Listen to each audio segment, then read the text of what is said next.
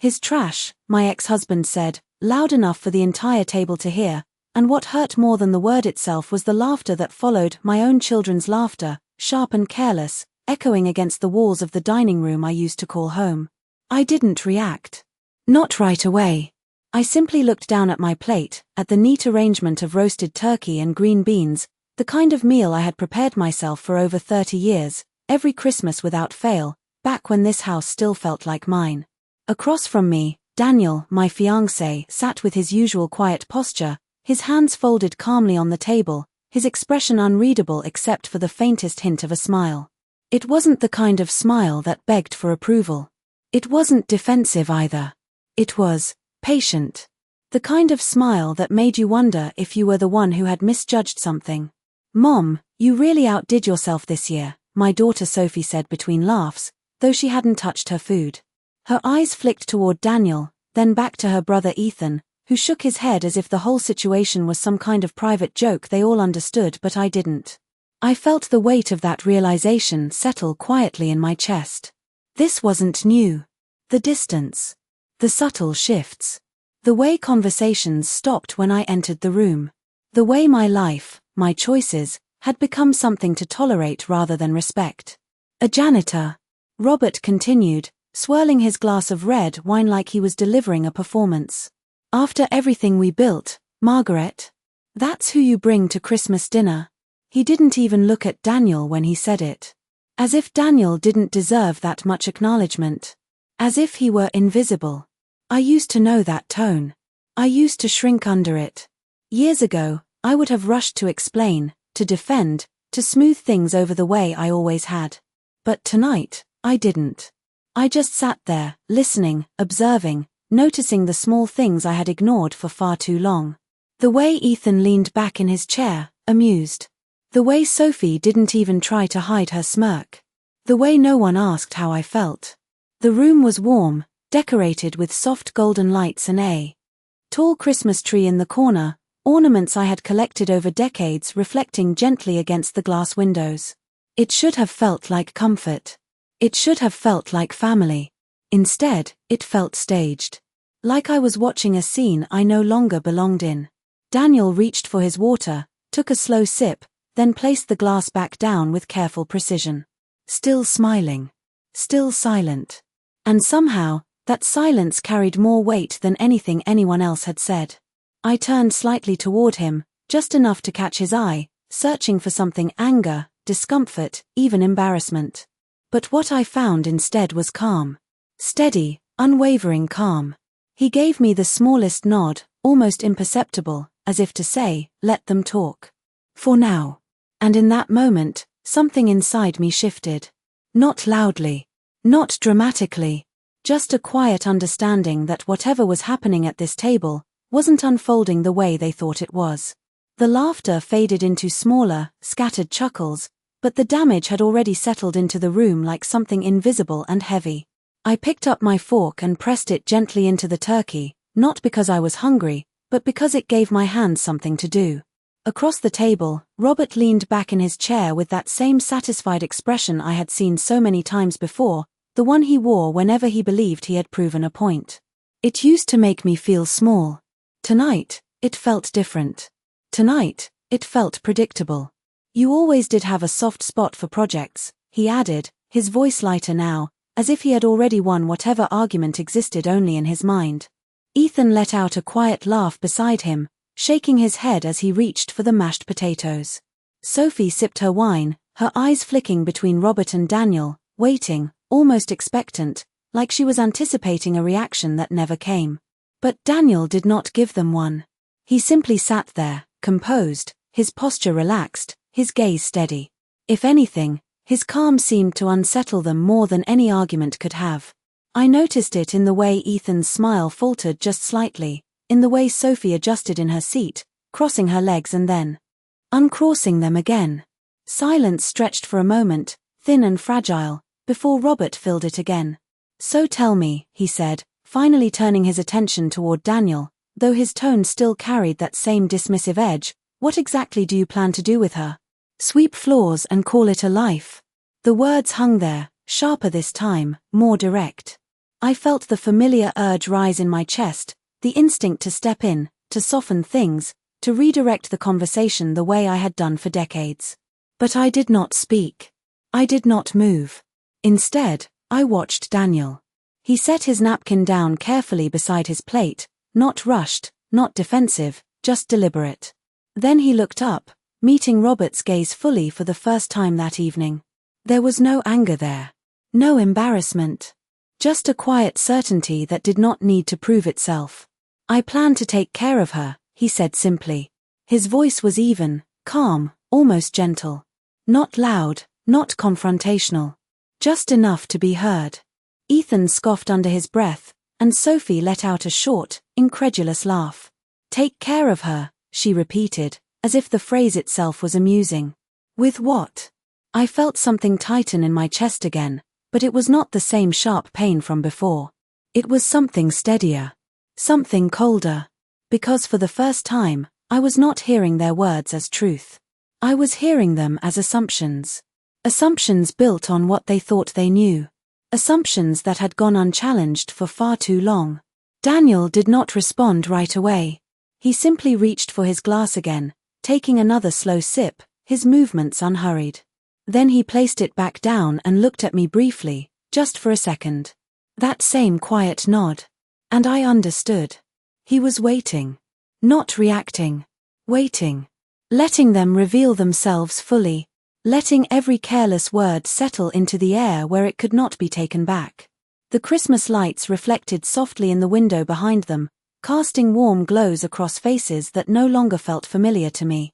I realized then that nothing about this night was accidental. Not the tone. Not the remarks. Not even the laughter. This was how they saw me now. And more importantly, this was how they thought they could treat me. Robert leaned forward slightly, resting his elbows on the table, his confidence returning as the silence stretched again. I suppose we will see how long that lasts, he said with a faint smirk. Daniel's smile did not fade. If anything, it deepened just slightly, like he had heard something he expected. And for a brief moment, I caught a glimpse of something beneath that calm surface. Not anger. Not pride. Something far more controlled. Something that made me realize this dinner was not the beginning of anything. It was the end of something that had been quietly building for a long time. The room did not return to normal after that. It only pretended to. Forks moved. Glasses clinked. Someone passed the cranberry sauce, though no one really seemed to want it. The conversation shifted to safer things, or at least what they thought were safer things, but underneath it all, something had already changed. I could feel it in the pauses. In the way voices hesitated just a fraction longer than before. In the way Daniel remained exactly as he was, calm and still, as if none of it had touched him, even though I knew it had been directed straight at him. I had seen men like Robert all my life. Men who believed that if they spoke with enough certainty, their version of reality would simply become the truth. For years, I had allowed that to happen. Not because I agreed, but because it was easier. Easier to keep the peace. Easier to protect the illusion of a family that, at the time, I still believed was worth holding together. But sitting there now, watching my children mirror that same tone, that same quiet dismissal, I realized something I had been avoiding for a long time. This did not start tonight. It had only revealed itself tonight. So, Margaret, Sophie said after a while, her voice light but measured, how did you two even meet? She did not look at Daniel when she asked. She looked at me, as if he were not part of the answer. I felt Daniel's presence beside me, steady and grounded, waiting. Not for permission. Just allowing me the space to speak. At the community center, I said. My voice came out calm, more stable than I expected. He volunteers there on weekends. Ethan raised an eyebrow. Volunteers, he repeated, as if testing the word for something hidden inside it. Robert let out a quiet chuckle. Of course he does, he said, leaning back again. Makes sense. There it was again. That tone. That assumption. That quiet rewriting of something simple into something lesser.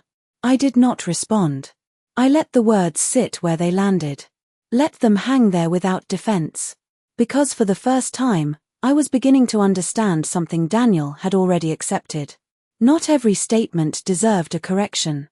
Some only needed time. Daniel finally shifted slightly in his seat, not enough to draw attention, but enough for me to notice. He reached into his jacket pocket, his movement slow and deliberate, and for a moment, I thought he might speak. But he did not. He simply adjusted something inside, then rested his hand back on the table. Still waiting. Still composed. Sophie tilted her head slightly, watching him now with a different kind of curiosity. Not kindness. Not respect. Something closer to suspicion. As if his calm no longer fit the role they had assigned him. "You are very quiet," she said finally, directing the comment at him. "Do you always let people speak for you?" Daniel met her gaze without hesitation. "Only when it is their turn," he replied. His voice was soft, but it carried. Not because it was loud, but because it was precise. Measured. Intentional. The kind of answer that did not invite laughter. And for a brief second, no one laughed. Ethan shifted in his chair, glancing at Robert, waiting for him to respond, to take back control of the moment the way he always had.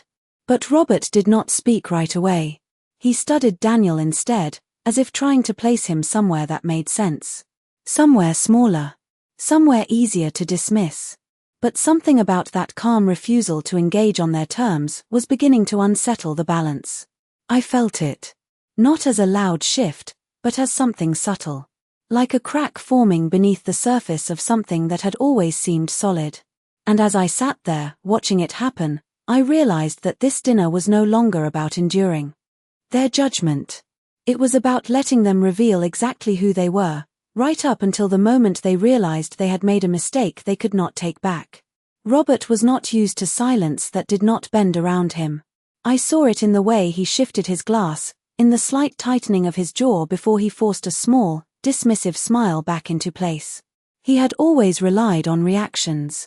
On people correcting themselves, apologizing, adjusting. That was how control worked in this family. Quiet pressure. Subtle correction. And over time, people learned to stay within the lines he drew. I had lived inside those lines for decades. I knew their shape better than anyone. "Well," he said finally, his tone lighter but edged with something sharper underneath, "that is quite an answer." He let out a short laugh, looking toward Ethan as if expecting reinforcement. Ethan nodded, though slower this time, his confidence not quite as steady. "Yeah," he added, pretty philosophical for a janitor. The word hung there again, heavier now, like it had been used once too often. I felt something settle inside me, not pain this time, not even anger. Just clarity. The kind that comes when a pattern finally becomes impossible to ignore. I glanced around the table, at the faces I had spent years protecting, supporting, forgiving. The same faces now watching, waiting, measuring worth in ways I no longer recognized. Sophie leaned forward slightly, resting her elbow on the table. "So what do you actually do during the week?" she asked Daniel, her tone almost curious, but not quite respectful. It was the kind of question designed to confirm an assumption, not challenge it. Daniel did not rush to answer. He took a breath, slow and steady, then folded his hands together again. "I work," he said simply. Sophie smiled faintly, tilting her head. "Doing what?" she pressed. There was a pause then, longer than before. Not uncomfortable. Not uncertain. Intentional. Daniel looked at her, then briefly at Robert, then back to her again, as if considering not just the question, but the timing of the answer. "Different things," he said. His voice remained even, but there was something else there. Now. Something just beneath the surface. Not tension. Not hesitation. Restraint. Ethan let out a quiet exhale through his nose, clearly unimpressed. "That sounds like a way of saying nothing," he muttered. I watched Daniel closely then, expecting perhaps a shift, a reaction, something to break the steady calm he had maintained all evening. But he did not move. He simply nodded once, as if acknowledging the comment without accepting it. And in that moment, I realized something important. He was not avoiding the truth. He was choosing when to reveal it. Robert leaned forward again, his interest returning now that he sensed something he could push against. "You know," he said, his voice lowering slightly, "this is a family dinner. No need for mystery." His eyes settled on Daniel, sharper now, more focused. "Unless there is something to hide." The room seemed to hold its breath for just a second. Not dramatically. Just enough to notice. I felt the old instinct rise again, the urge to step in, to soften the edge of the moment before it turned into something worse. But I did not act on it. Instead, I sat still, my hands resting calmly in my lap, my gaze steady. Because for the first time, I trusted the silence more than I feared it. Daniel met Robert's gaze without hesitation. No smile this time. Just that same quiet certainty. "No," he said, his voice calm but firm, "there is nothing to hide." And somehow, the way he said it did not close the conversation. It opened something else entirely. Something none of them were ready for. I could see it in the way Robert's expression shifted, just slightly, like something had slipped out of his control without him realizing it yet. And as I sat there, surrounded by people who thought they understood exactly who we were, I realized they were still speaking as if the story had already been written. They had no idea it was about to change. No one spoke immediately after that. It was not the comfortable kind of silence people fall into when they have nothing left to say. It was something tighter, more deliberate, like a thread being pulled slowly, waiting to see where it would snap. I noticed the way Sophie shifted her posture. Again, leaning back this time, her fingers tracing the rim of her wine glass without lifting it. Ethan glanced down at his plate, then back up, as if recalibrating something in his mind. Robert, however, held his position, his gaze fixed on Daniel with a level of attention he had not shown before. Not dismissive anymore. Not entirely. Something closer to curiosity had begun to replace it, though he was careful not to show it too openly. "Well," Robert said after a moment, his voice measured, "you certainly speak like a man who believes what he is saying." It was not quite a compliment. Not quite an insult. More like a test. Daniel nodded once, acknowledging the statement without expanding on it. He did not rush to fill the silence. He did not offer more than what was necessary. And that, more than anything, seemed to unsettle the rhythm of the room. For years, I had watched conversations in this family follow a predictable pattern. Someone would assert. Someone else would defend. Then Robert would conclude. But tonight, that pattern was not holding. The pauses were longer. The responses shorter. The control less certain. I reached for my glass of water, taking a small sip, letting the coolness steady me as I observed what was unfolding. For the first time in a long time, I was not trying to manage the moment. I was simply witnessing it. "You know," Sophie said, her tone lighter now, almost playful, "it is just surprising, that is all. Mom has always had a certain standard." She smiled as she said it, but the meaning underneath was clear. It was the kind of sentence that sounded polite on the surface but carried something sharper underneath. I could feel it, but I did not respond. I did not need to. Because Daniel did something then that shifted everything, even if only slightly. He leaned forward just a fraction, not aggressively, not defensively, just enough to signal presence. "Standards change," he said calmly. "Sometimes for the better." His voice remained steady, but there was a quiet confidence in it now that had not been as visible before. Ethan let out a small breath, almost a laugh, but it did not fully form. Robert's expression tightened, just for a second, before smoothing out again. It was subtle, but I saw it. That small fracture in the certainty he had been holding on to. "And what exactly makes you better?" Robert asked, his tone more direct now, less performative, more personal. The question landed differently than the others. It was no longer about status or appearances. It was about definition. About worth. Daniel did not answer immediately. He looked at Robert, then at the table, then briefly at me. Not for reassurance. Not for approval. Just acknowledgement. Then he spoke. "I do not measure myself that way," he said. Simple. Clear. Final. The words did not rise. They did not challenge. But they did something else. They removed the framework Robert had been using entirely. And without that framework, The conversation had nowhere familiar to go. I felt it then, more clearly than before.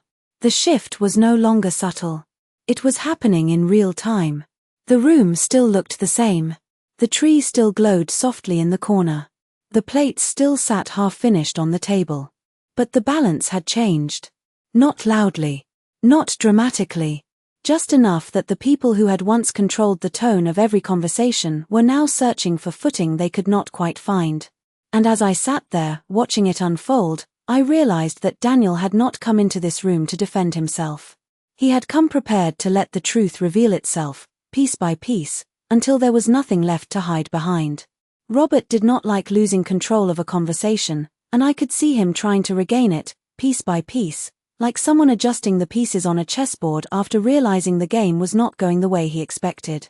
He straightened in his chair, his fingers tapping lightly against the side of his glass, a small habit I had learned to recognize over the years.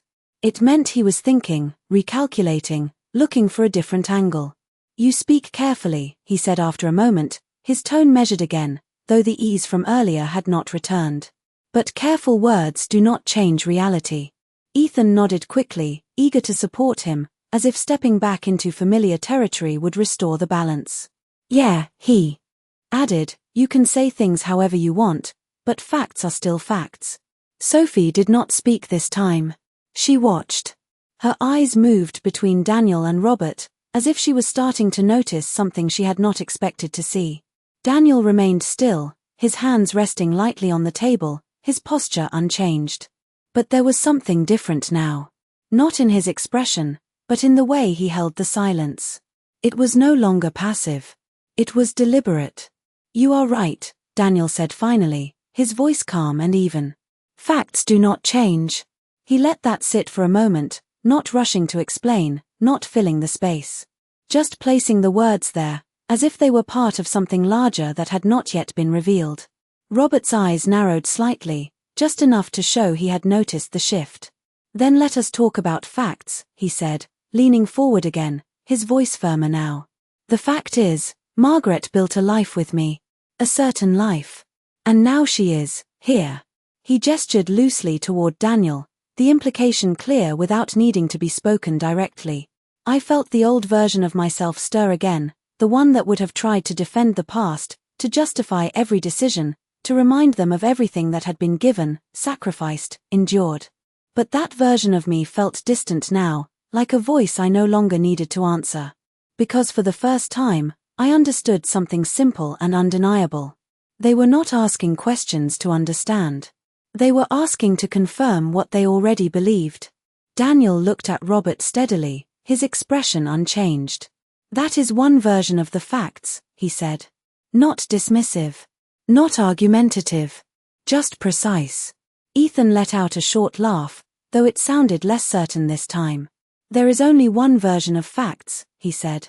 "That is kind of the point." Daniel turned his gaze toward him briefly, acknowledging him without shifting his tone.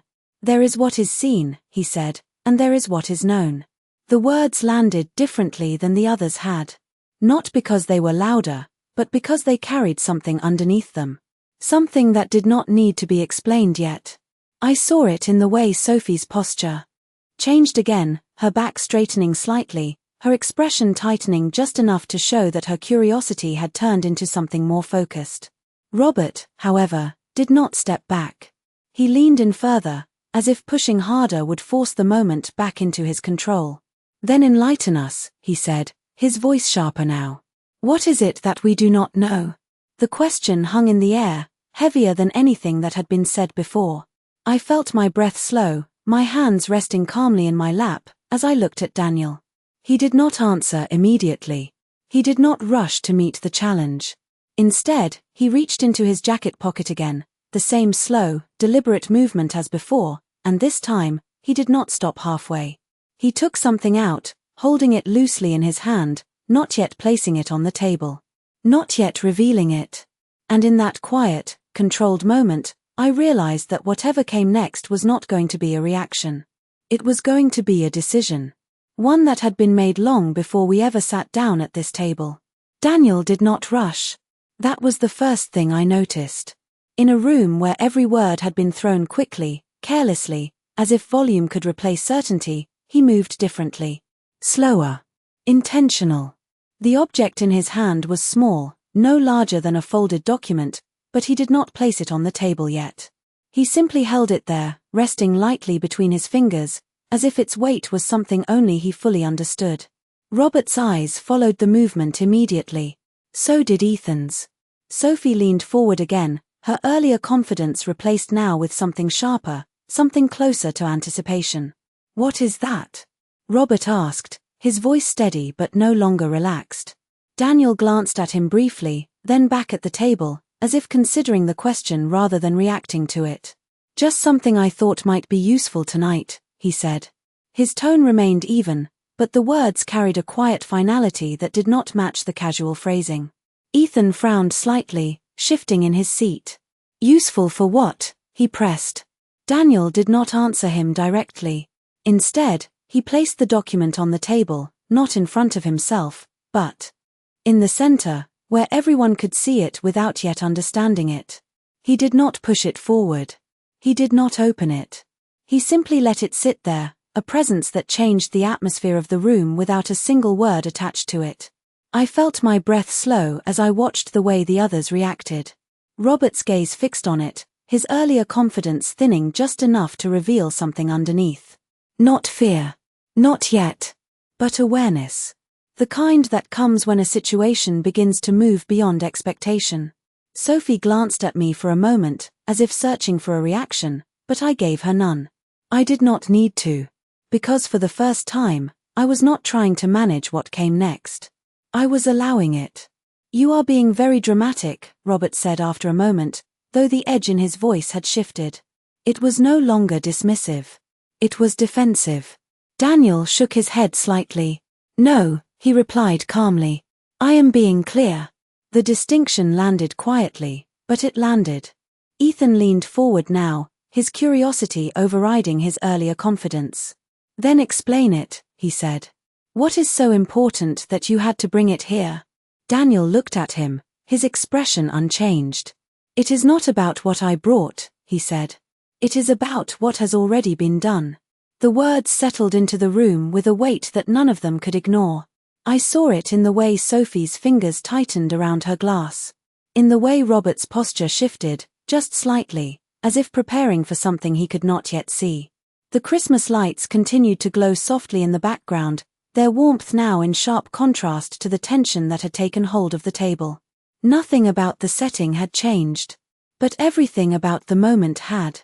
Daniel finally reached forward, placing his hand on top of the document, not opening it, not revealing it, just claiming it. "You said facts do not change," he continued, his voice steady, measured. "That is true." He paused then, just long enough for the silence to stretch again, just long enough for every eye in the room to remain fixed on him.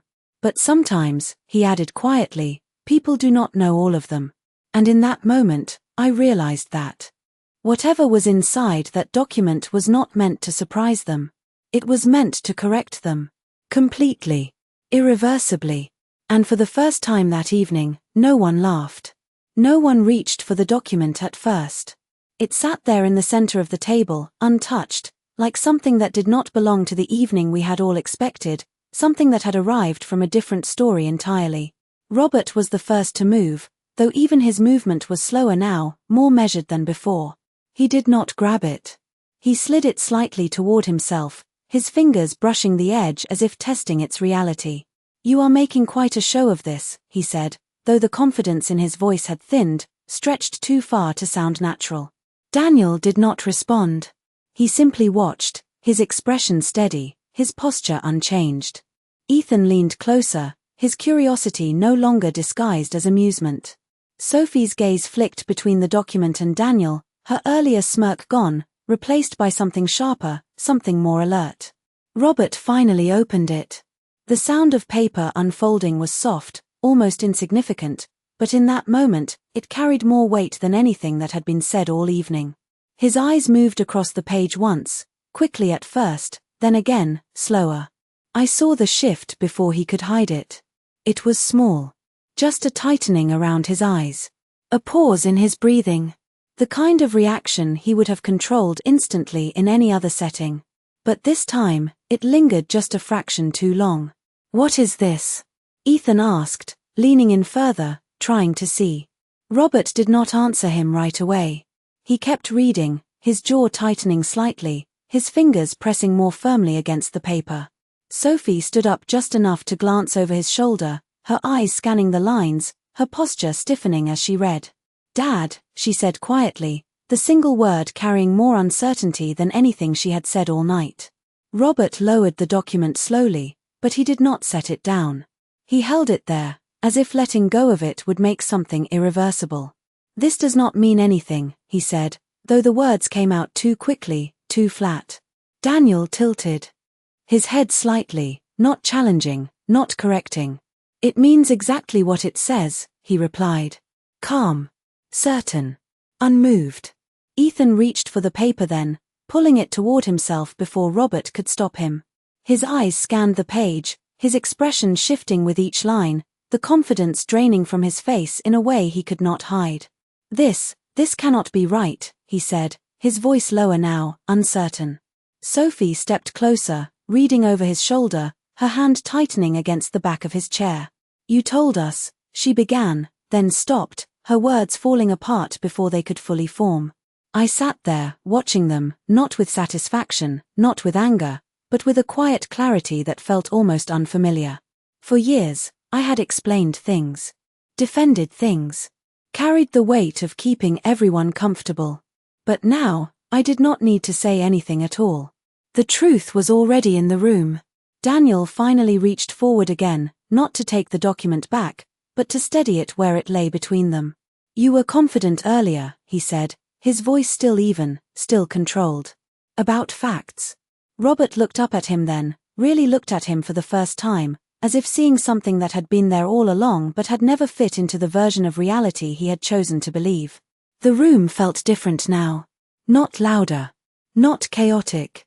Just stripped of something that had been holding it together. Assumptions. Certainty. Control. And as the silence settled again, heavier this time, I realized that nothing Daniel had done was dramatic. He had not raised his voice. He had not argued. He had simply waited until the right moment, and then let the truth speak for itself. No one spoke after that. Not immediately. The kind of silence that filled the room now was no longer fragile or uncertain. It was heavy. Final. The kind that settles in when something cannot be undone. Ethan was still holding the document, but his grip had loosened, as if the weight of it no longer belonged in his hands. Sophie stepped back slowly, her earlier composure gone, replaced by something far less certain, her eyes moving between Robert and the paper as if trying to reconcile. Two versions of the same reality that no longer fit together. Robert remained seated, but he looked smaller somehow, not physically, but in the way his presence no longer filled the room the way it once had. He placed the document back on the table, carefully this time, as if sudden movements might make things worse. "This is incomplete," he said finally, though the conviction in his voice had faded into something thinner, something that no longer carried authority. Daniel did not argue. He did not need to. "It is filed," he said simply. "It is signed. And it has already been processed." Each word was placed with precision, not force. Just clarity. Ethan shook his head, almost reflexively. You are saying this whole time." He did not finish the sentence. He did not know how. Sophie's voice came next, quieter than I had ever heard it. "Dad, you told us everything was settled." Robert did not answer her. He kept his eyes on the table, on the paper, as if looking anywhere else would force him to confront something he was not ready to admit. I watched them all in that moment, not with anger, not with satisfaction, but with a calm that felt unfamiliar and yet completely right. For years, I had been the one explaining, defending, smoothing over what did not make sense. Tonight, I said nothing. I did not need to. The truth had already done the work. Daniel reached forward one last time, not to reclaim the document, but to straighten it, aligning it neatly with the edge of the table as if restoring order to something that had long been out of place. "You assumed," he said quietly, his voice steady, "that the story ended the way you wanted it to." No one interrupted him. No one laughed. It did not, he added. Simple. Final. Robert exhaled slowly, leaning back in his chair, his shoulders no longer squared with the same certainty as before. For the first time that evening, he did not have a response ready. Ethan looked down at his hands. Sophie stared at the floor for a moment, her earlier confidence replaced by something closer to realization. The room itself had not changed. The Christmas lights still glowed softly. The tree still stood in the corner, decorated with ornaments that held years of memories. But the meaning of the room had shifted completely. I placed my napkin gently on the table, my movements calm, unhurried. No one stopped me. No one spoke. I stood up slowly, feeling the weight of the moment settle not as something heavy, but as something complete. Daniel rose beside me without a word. He did not look at them again. He did not need to. I took one last glance around the table, at the people who had once defined my place in the world, and realized something simple. They had laughed too soon. I turned and walked toward the door, not in anger, not in haste, but with a quiet certainty that did not need to be explained. And this time, no one followed.